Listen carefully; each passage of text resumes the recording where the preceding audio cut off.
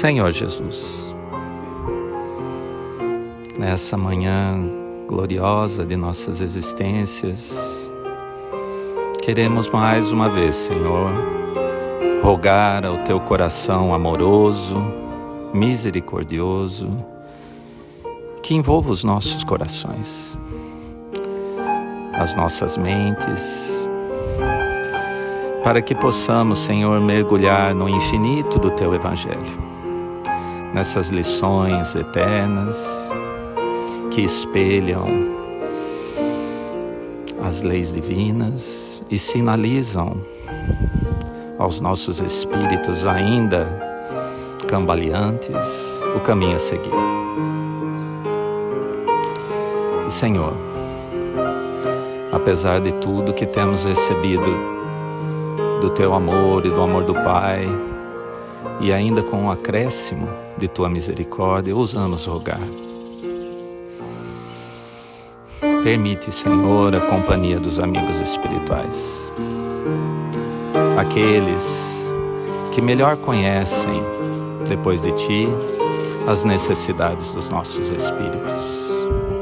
Que eles possam encontrar nessa manhã, Senhor, em cada um de nós, a melhor sintonia, para que eles falem aos nossos corações e que nós possamos ouvir, Senhor, hoje como nunca antes ouvimos, e possamos então introjetar em nossa intimidade o senso feliz do dever bem cumprido, do pensamento reto, do sentimento mais elevado que possamos dispor.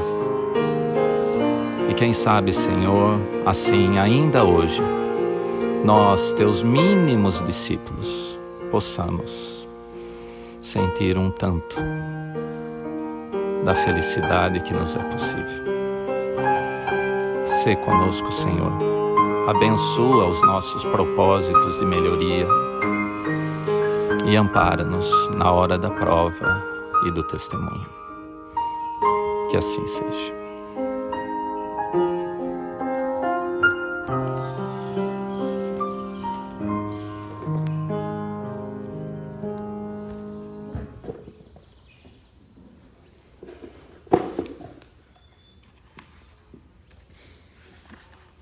Bom dia, amigos. Estamos aí há vários dias sendo melhor instruídos acerca do não se pode servir a Deus e a Mamon, né? Que é o capítulo 16 do Evangelho segundo o Espiritismo. E hoje eu gostaria de dividir com vocês uma pequena reflexão que o item 14 me trouxe. É um item bastante longo, de Lacordaire, mas vou ler um pequeno trecho para a gente fazer alguns comentários, que é o item que fala sobre o despreendimento dos bens terrenos. Em dado momento ele fala que o vosso amor aos bens terrestres é um dos mais fortes entraves ao vosso adiantamento moral e espiritual. Por esse apego à posse, suprimis as vossas faculdades afetivas, em as transportando todas sobre as coisas materiais. Sede sinceros. A fortuna dá uma felicidade sem mácula? Quando vossos cofres estão cheios, não há sempre um vazio no coração? No fundo, esse cesto de flores, não há sempre um réptil escondido?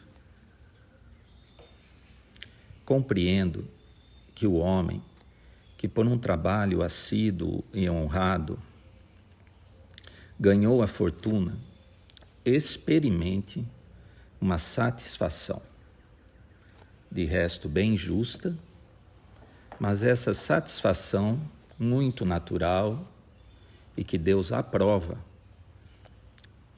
conduzir a um apego que absorve todos os outros sentimentos e paralisa os impulsos do coração, há uma distância. Tanta distância quanto da avareza sórdida à prodigalidade exagerada. 2 vícios entre os quais colocou Deus a caridade. Santa e salutar virtude que ensina ao rico a dar sem ostentação, para que o pobre receba sem baixeza. Nada vos pertence sobre a terra, nem mesmo o vosso pobre corpo. A morte dele vos despoja, como de todos os bens materiais. Sois depositários e não proprietários. Disso não vos enganeis. Deus vos emprestou, deveis restituir. E ele vos empresta com a condição de que o supérfluo, pelo menos, reverta para aqueles que não têm o necessário. Então, já há vários dias, nós temos conversado sobre a questão dos bens que nos são oferecidos e que são transitórios, como o Evangelho nos deixa bem claro. E qual é o dever, sentimento, que nos cabe nessas situações? E também tem sido intensivamente esclarecido que nós não estamos falando apenas dos bens amoedados, mas de todo o bem que nós recebemos do Pai, para que ele seja compartilhado. E me causou um impacto quando o Espírito Lacordaire fala que ele compreende que o homem, por um trabalho assíduo e honrado, e assíduo e honrado tem que ser bem grifado mesmo, que ele acumule transitoriamente bens materiais, o que ele chamou de fortuna. E fruto, então, da assiduidade no trabalho e da honradez no trabalho, é justo e agrada a Deus que nós experimentemos um certo grau de satisfação com isso.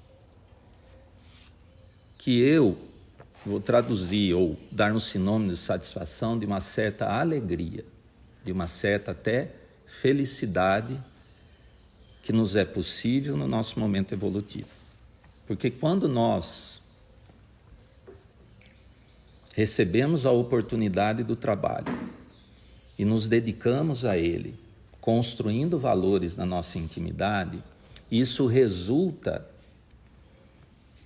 em algo que é, para o nosso sensorial, bastante evidente.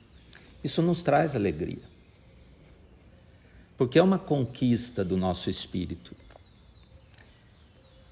O que acontece é que muitas vezes nós confundimos a verdadeira conquista do espírito, que é o exercício do trabalho útil, com honradez, com o efeito material que isso resulta. E é aí que ele nos alerta que nós nos apegamos ao resultado material e acabamos suprimindo na nossa intimidade a possibilidade de compartilharmos. Por quê? Qual seria o movimento de alma, como a Ana tem nos falado, natural do Espírito, Filho de Deus, centelha divina, quando ele experimenta uma alegria profunda, fruto de um trabalho bem executado, cumprindo o dever moral? Que essa alegria, essa felicidade seja dividida com todos.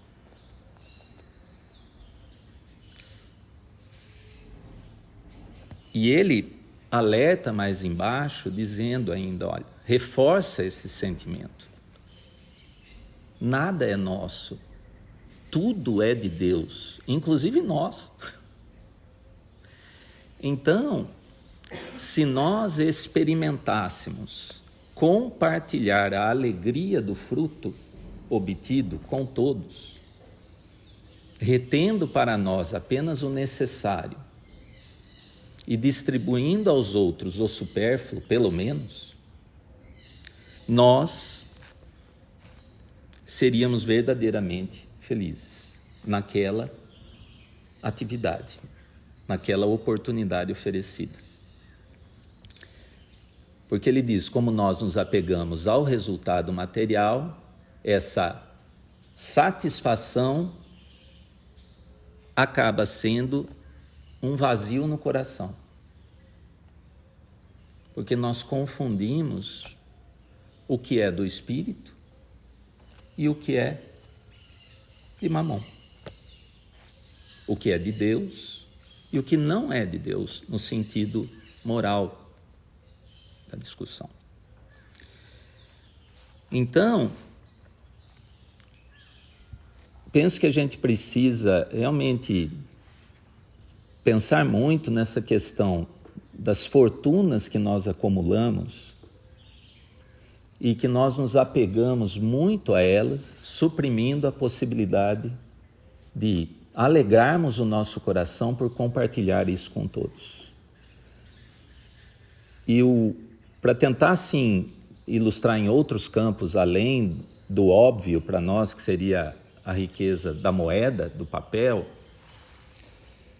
eu trazer algumas linhas de uma lição do Emmanuel, que está no livro Tocando o Barco, que chama-se Ante a Parábola do Rico. E ele tira aquele trecho, né? Havia um homem rico que se vestia de púrpura e linho fino, deleitando-se a cada dia esplendidamente. E ele começa o texto falando assim: não suponhas que o rico da parábola seja a única espécie de mordomo infeliz na vida espiritual. Ele foi um mordomo, né? Em tese, essa era a proposta: traga a riqueza que é do Pai e distribua. Ainda hoje, há quem se banqueteie no festim da saúde física, menosprezando os enfermos que lhe batem à porta. Então, a saúde física é uma riqueza. E nós acumulamos riqueza. A gente cuida do corpo e está tudo certo, né? Mas, para quê? É para ser essa serpente no fundo do cesto? Que amanhã, quando a saúde física começa a debilitar, porque é a própria evolução material das coisas, sem adentrarmos a questão do próprio planejamento reencarnatório, lei de causa e efeito, e aí nós nos desesperamos, porque o vazio do coração não preencheu, né?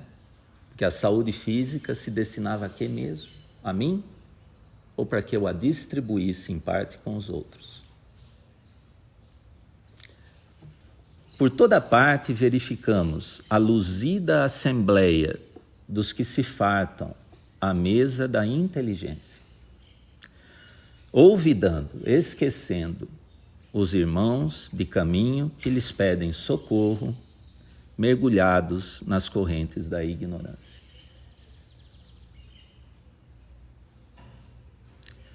Né? Quantas vezes a gente não se reúne e nos deleitamos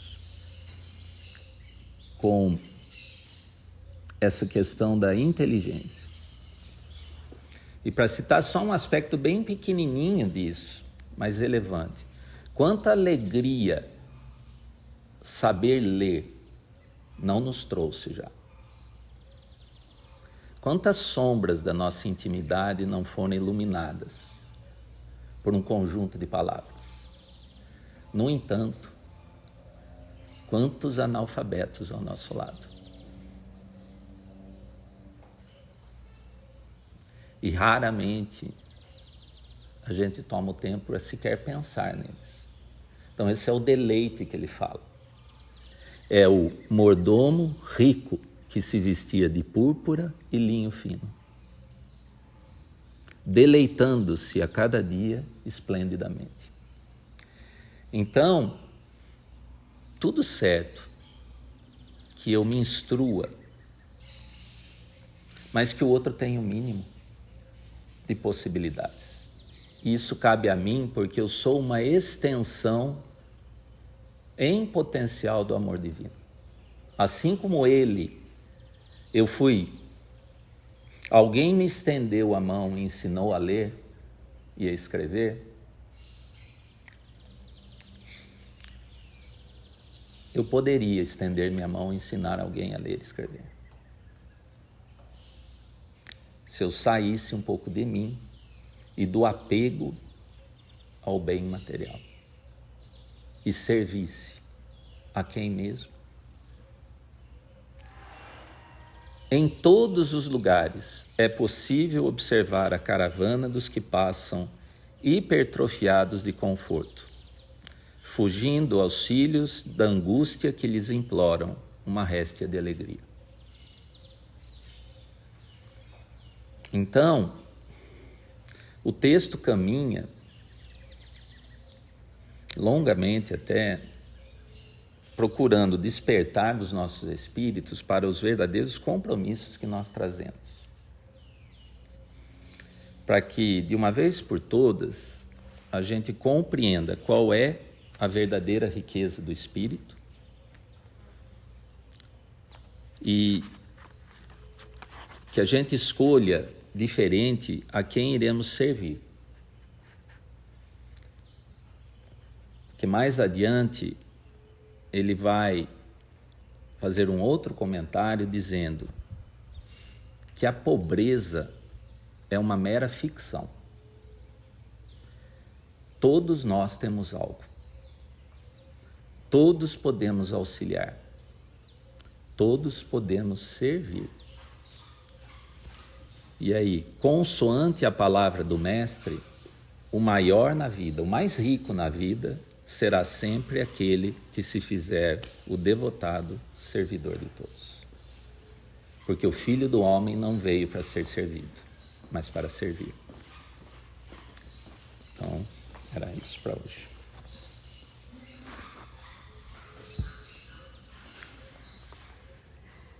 É importante nós refletirmos profundamente nesse tema, de fato, para que essas palavras que estão no Evangelho, que representam para nós a verdade, ilumine o nosso campo e com isso nós possamos ir muito mais além. Então, nós separamos um texto intitulado Um Só Senhor, do Vinha de Luz. E vamos destacar algumas frases para que possamos refletir mais profundamente. Então ele diz assim, ele comenta uma citação de Lucas: nenhum servo pode servir a dois senhores. Como o reino do Cristo ainda não é o da terra, não se pode satisfazer a Jesus e ao mundo a um só tempo. O vício e o dever não se alinham na marcha diária. Então, servir, como nós falamos ontem, servir a nós mesmos e unicamente na satisfação íntima, causa no espírito um processo de compulsão que gera o vício. E isso é mamon. Então, como o Mário colocou,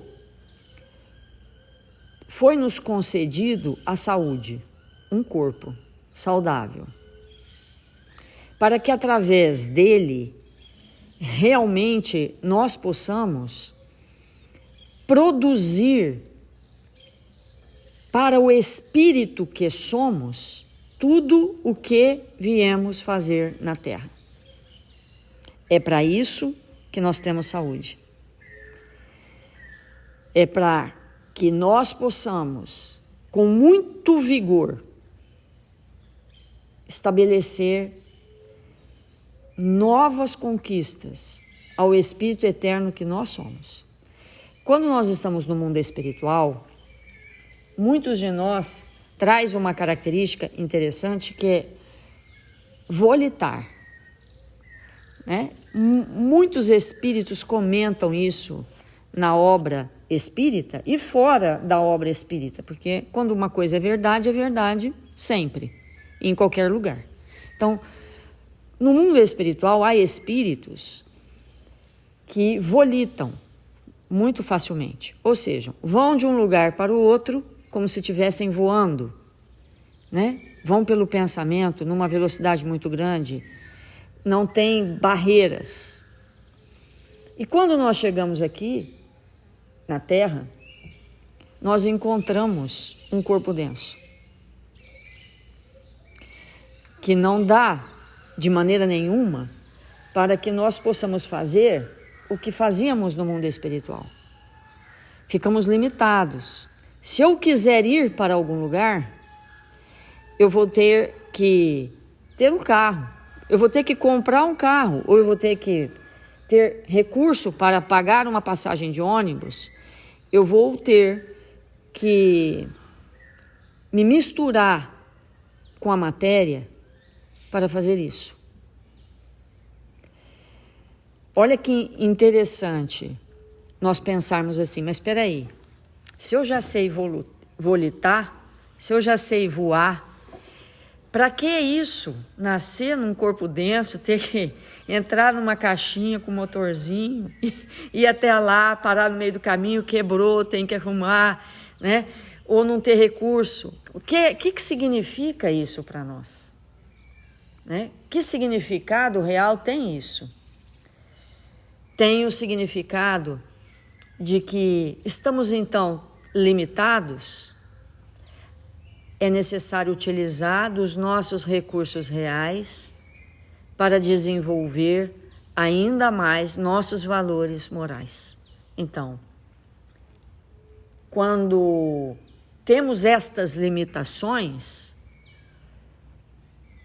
nós começamos a olhar para nós mesmos e falar, ok, então eu tenho um carro e eu não empresto. E se alguém risca, eu sou capaz de ter um infarto do miocárdio. Então, mas espera aí, eu não sou isso. Eu não estou na Terra para isso. Eu sei voar, nem preciso desse carro. Mas aqui agora, ele tem uma função, que é a função de me desapegar. Eu venho com todas as limitações, adquiro coisas materiais, que na verdade eu em espírito não preciso, mas como eu ainda não sei, como eu ainda não tenho determinados recursos na alma, no espírito, eu me envolvo dessas limitações para desenvolver esses recursos. E aqui então, com todas essas limitações, servir a Deus e não a Mamon. Porque é na limitação que nós temos a maior oportunidade, é na densidade da matéria que nós temos a maior oportunidade de desapegar de tudo aquilo que realmente não nos compõe. É aqui e é agora que nós vamos fazer todas as aquisições para que possamos realmente cumprir com o nosso dever e nos afastar dos vícios. Esse movimento da nossa alma que nós temos que fazer para que haja profunda libertação. Então, tudo aqui que é limitante para nós, que nos limita, é para que possamos verdadeiramente nos libertar. O corpo precisa de dormir, não é? O corpo precisa de dormir. Mas na hora que eu limito, o meu corpo pode dormir 8 horas, no lugar de 10. O meu corpo pode dormir 7 horas, no lugar de 9. O meu corpo, eu vou colocar o meu corpo para dormir no dia de hoje por só 6 horas, porque eu tenho algo importante a fazer. Ou seja, as limitações, o corpo, dormir é uma limitação, porque se eu tenho que dormir, é uma limitação. Mas eu posso colocar limite na limitação. E quando eu coloco limite na limitação, o que acontece? Eu avanço. Eu desenvolvo o que antes não tinha. É muito difícil nós desenvolvermos a disciplina, mas é na terra que a gente desenvolve. Então, se eu me disciplino, não, eu posso dormir 10 horas, eu posso, mas eu vou dormir só 7. Eu vou começar dormindo 9, depois 8, depois 7. Eu vou limitar minhas horas de sono num processo de disciplina para cumprir mais amplamente o meu dever e com isso eu estou servindo a Deus.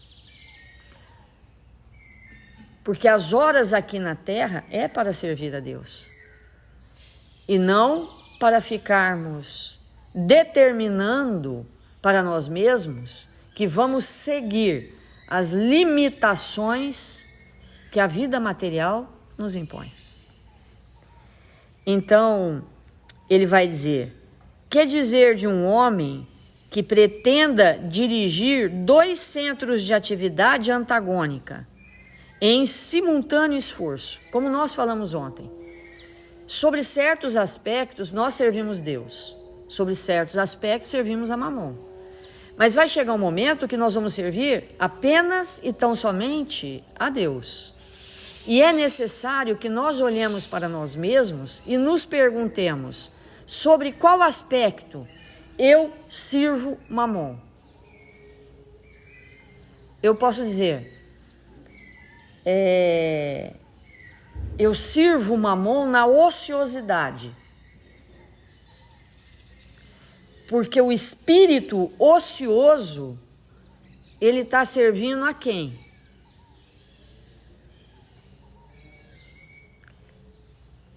E esse momento da humanidade, ele está num caos, porque a nossa principal ociosidade é em relação à prática do bem. Então, quais aspectos da minha vida que eu sei que sirvo Mamon, mas eu não quero mais isso para mim? Nós temos que encontrar e interromper. O Cristo é a linha central de nossas cogitações. Aqui é uma coisa muito importante, porque se nós não nos ligarmos a Jesus, não tem como fazer essas transformações. Porque foi Ele que nos auxiliou a entender o que é e como é servir Deus. Porque sempre alguém tem que nos ensinar. Sempre alguém tem que nos ensinar. Então, se nós não nos ligamos a Jesus, não é possível, de maneira nenhuma, nós iniciarmos esse processo definitivo em nós. E aí ele vai falar uma frase que é bem complexa, mas que é necessário que a gente compreenda. Ele diz assim: Ele é o Senhor único, depois de Deus, para os filhos da terra. Jesus é o Senhor único, depois de Deus, para os filhos da terra, com direitos inalienáveis, porquanto é a nossa luz do primeiro dia evolutivo e adquiriu-nos para a redenção com os sacrifícios do seu amor.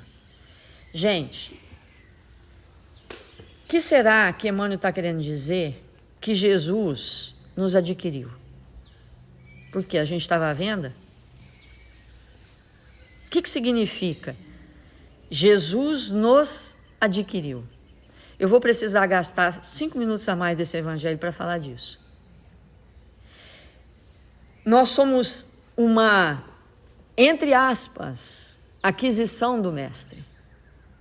Porque nós espíritas sabemos que a evolução do animal para o espírito não se faz na Terra. Então, quando um organismo como esse chega no seu limite máximo de evolução, ele é transferido para outro orbe, onde há o processo de transmutação, ele fica lá, até que ele adquira características humanas. E depois retorna ao planeta de origem. Então, uma outra situação é quando nós estamos em planetas mais avançados e não conseguimos, em moralidade, acompanhar, somos transferidos para orbes onde um Cristo nos recebe. Então, quando Emmanuel diz para nós que ele nos adquiriu, é porque viemos de outro lugar. Necessariamente. Ou porque fomos passar pelo processo para humanizar e retornamos, ou porque viemos de outros orbes. Então Jesus nos adquiriu. Para quê? Para a redenção com os sacrifícios do seu amor. Então, estarmos verdadeiramente envoltos nesse pensamento e nesse entendimento é algo extraordinário para nós. Porque o nosso processo de redenção se fará no clima, na luminosidade desse Espírito que nos ampara, com os seus exemplos, com o seu amor, com o seu convite diário. Então, é nesse processo que nós vamos aprender a servir a Deus. Vamos fazer a prece.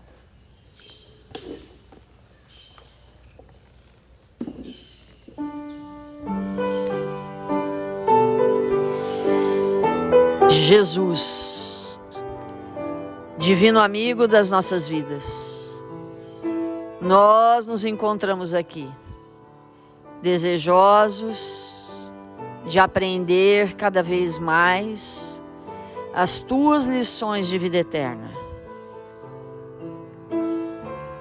1000 vezes obrigado, Senhor, pelos teus exemplos, pelos teus ensinamentos, que nos convidam diariamente a seguir o caminho do bem, para que possamos nos regenerar e adentrarmos num mundo novo. Que o Senhor nos abençoe, que o Senhor nos fortaleça e nos ampare, que nos dê feliz oportunidade de nos ajustarmos às leis do nosso Pai. Que sejamos aqueles espíritos a servir Deus, nosso Pai, todos os dias da nossa vida. Que possamos expandir, Senhor, as nossas potencialidades, servindo. Neste dia abençoado, nós rogamos ao seu coração que destaque uma equipe socorrista para envolver nossos irmãos registrados nos cadernos de vibração da nossa casa. Que eles possam ser amparados, envoltos em luminosidade, Senhor, para que recuperem a saúde do corpo e do espírito. E rogamos pela nossa nação, Senhor, por este país que nos recebeu para que nós pudéssemos nos evangelizar. E onde quer que nos encontremos, que façamos da nossa parte. Que o Senhor nos abençoe e nos proteja hoje e sempre. Que assim seja.